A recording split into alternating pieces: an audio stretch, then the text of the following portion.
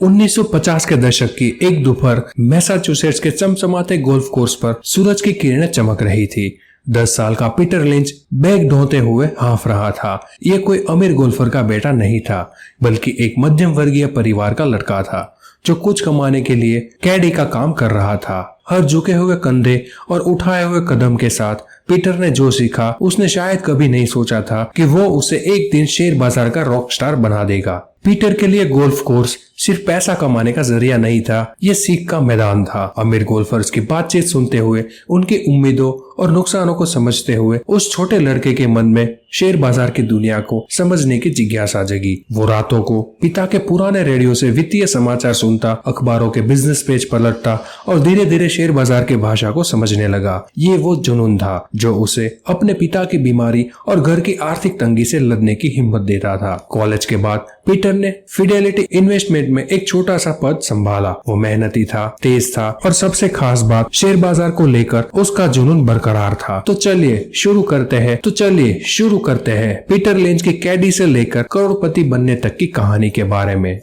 Peter lynch एक सफल निवेशक और ऑथर बनने की कहानी जिसकी जानकारी अपनी किताब वंस अपॉन वॉल स्ट्रीट की शुरुआत में बताई है। 9 जनवरी 1944 को जन्मे पीटर लिंच के परिवार का निवेश और शेयर बाजार में कोई रुचि नहीं थी। लेखक अपनी किताब में अपने दादाजी का निवेश का किस्सा बताते हुए कहते हैं कि उनके दादाजी जॉर्ज ग्रिफिन ने एक बार सिटी सर्विस के शेयर खरीदे थे। पीटर के मामा तो शेयर बाजार को जुआ कहते थे। वह पीटर को शेयर बाजार से दूर रहने की सलाह देते थे। पीटर लिंच बताते हैं कि उनके पिताजी एक मैथ्स प्रोफेसर होने के साथ मेहनती इंसान थे जो बाद में अपनी नौकरी छोड़कर एक ऑडिटर बन गए। जब पीटर लिंच मात्र 7 साल के थे तब उनके पिताजी अचानक बीमार पड़ गए। जब पीटर लिंच 10 वर्ष के थे तब ब्रेन कैंसर की वजह से उनके पिताजी की मौत हो गई। पिता की मौत के बाद पीटर लिंच के साथ क्या हुआ?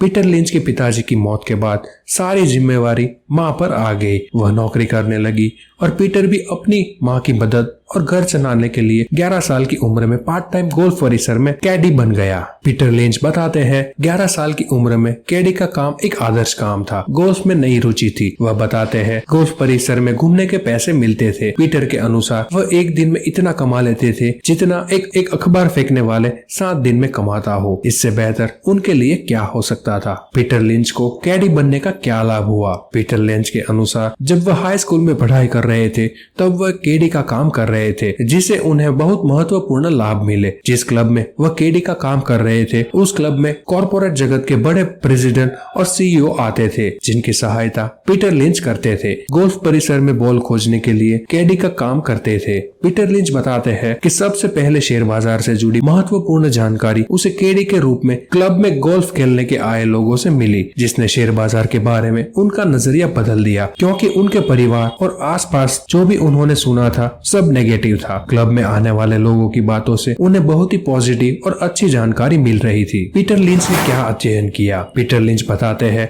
कि उनकी रुचि इतिहास और मनोविज्ञान पढ़ने की थी और वह बताते हैं कि वह कॉलेज की पढ़ाई के वक्त विज्ञान, गणित और अकाउंटिंग जैसे विषयों से दूर भागते थे। चलिए अब बात करते हैं पीटर लिंच का पहला निवेश। पीटर लिंच ने अपना सबसे पहला निवेश फ्लाइंग टाइगर एलायंस में किया था। उस वक्त पीटर कॉलेज की पहली वर्ष में पढ़ाई कर रहे थे। यह साल 1963 की बात है। पीटर लिंच ने फ्लाइंग टाइगर एयरलाइंस के शेयर $60 के भाव में लिए थे और 2 साल के समय में ही शेयर का भाव बढ़कर $32.75 हो गया। पीटर अपने निवेश में सफल हुए और उन्हें यह यकीन हुआ कि मल्टी बैगर शेयर भी शेयर बाजार में मौजूद होते हैं। चलिए आगे बढ़ते हैं। चलिए अब बात करते हैं पीटर लिंच के करियर की शुरुआत के बारे में। साल 1977 में एक मौका ऐसा आया जिसने पूरी दुनिया को चौंका दिया। कंपनी ने उन्हें मेजलन फंड का मैनेजर बनाने का फैसला किया। उस वक्त वो सिर्फ 33 साल के थे और उस फंड का आकार बहुत ही छोटा था, लेकिन पीटर में कुछ खास था। एक अलग ही सोच थी जिसे वो इन्वेस्ट इन वाइट यानी जिसे आप जानते हैं उसमें ही निवेश करे। उसने महंगे ब्लू चिप स्टॉक्स को नजरअंदाज किया और उन कंपनियों में इन्वेस्ट करना शुरू किया जिन्हें लोग भूल चुके थे। जिन्हें साधारण माना जाता था वो मानता था कि हर साधारण कंपनी में असाधारण ग्रोथ की संभावना छिपी होती है, बस उसे पहचानने की जरूरत है। उदाहरण के लिए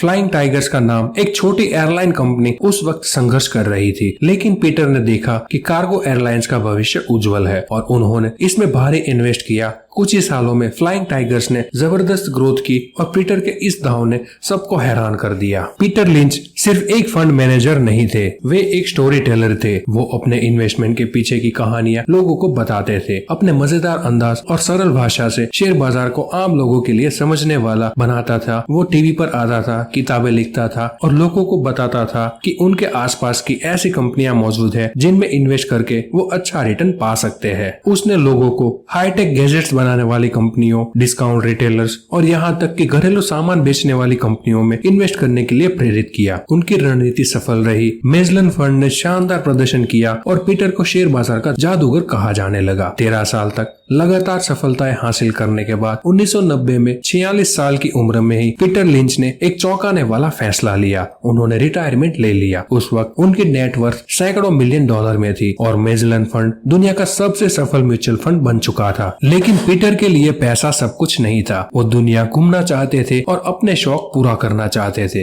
और शेयर बाजार के तनाव से दूर एक शांत जीवन जीना चाहते थे। उनका रिटायरमेंट भी उतना ही धमाकेदार रहा जितना उनका करियर था। उन्होंने पत्नी कैरोल के साथ दुनिया भर की यात्रा की, पैदल चलकर यूरोप घुमा और अपने अनुभवों को किताबों में लिखा। वो मोटरसाइकिल चलाते, घोड़ेसवारी करते और हर पल को जीते हुए मौज मस्ती करते रहे। लेकिन पीटर पूरी तरह से शेयर बाजार से अलग नहीं हो पाए। वो कॉलेजों में युवाओं को पढ़ाते रहे, वित्तीय सलाहकार के रूप में काम करते रहे और लोगों को शेयर बाजार के प्रति जागरूक करते रहे। उसका मानना था कि शेयर बाजार अमीरों का क्लब नहीं है बल्कि आम लोगों के लिए भी धन सृजन का जरिया है। पीटर लिंच की कहानी सिर्फ पैसा कमाने की कहानी नहीं है, ये जुनून, मेहनत और सही रणनीति की कहानी है। ये एक साधारण केड़ी से करोड़पति बनने की कहानी है जिसने लाखों लोगों को शेयर बाजार में निवेश करने की हिम्मत दी है। उन्होंने ये साबित किया कि महंगी डिग्री या बड़ा बैकग्राउंड जरूरी नहीं है। अगर दिल में जुनून हो और दिमाग में सही समझ हो तो आप किसी भी क्षेत्र में सफल हो सकते हैं। आज भी पीटर लिंच को